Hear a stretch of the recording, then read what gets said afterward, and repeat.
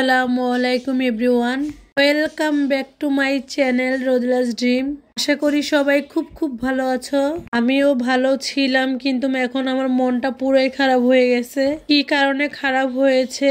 তোমাদের ভাইয়ের সাথে এত রাগারাগি করলাম, এত অভিমান করলাম।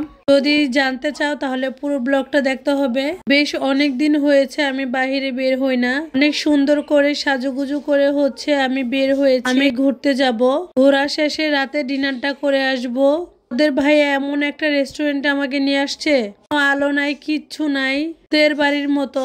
একটা ছবিও তুলতে পাইনি আমি। এখানে এসে তো আমার মনটা পুরোই খারাপ হয়ে গেছে। দেখেছি একরকম, এসে দেখি আরেক রকম। বলো কেমন লাগে?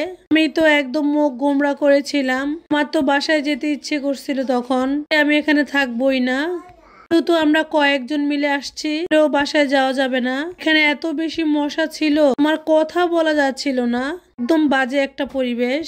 তোমার কত বছর হয়েছে পানি রেখেছে আমি জানি না, মনে হয় কোনো ক্লিনই করে নাই। পানি রেখে উপরে ব্রিজের মতো দিয়ে রেখেছে। তো অনেক খারাপ লাগতেছিল এগুলো দেখে। শেষে আর কি তোমাদের ভাইয়া বলল যে চলো, আসছি যখন একটু বসি, খাবার দাবার খাই। মনে একরাশ অভিমান নিয়ে এই যে যাচ্ছি আমি। আমার মুডটাই খারাপ হয়ে গেছে। তোমাদের ভাইয়ের সাথে অনেক রাগারাগি করেছি। ও তো আমাকে একটার পর একটা বলেই যাচ্ছিল, আমি তো ওর কোনো কথাই শুনি নাই। চুপটি করে যে এক পাশে বসেছিলাম, কোনো মানুষ নাই, কিচ্ছু নাই। দেখো আমি কি সময় নিয়ে কি সুন্দর করে রেডি হয়ে আসছি। আমাকে কি সুন্দর লাগছে না তোমরাই বলো। আর এগুলো দেখে দেখো আমার মনটাই একদম খারাপ হয়ে গেছে।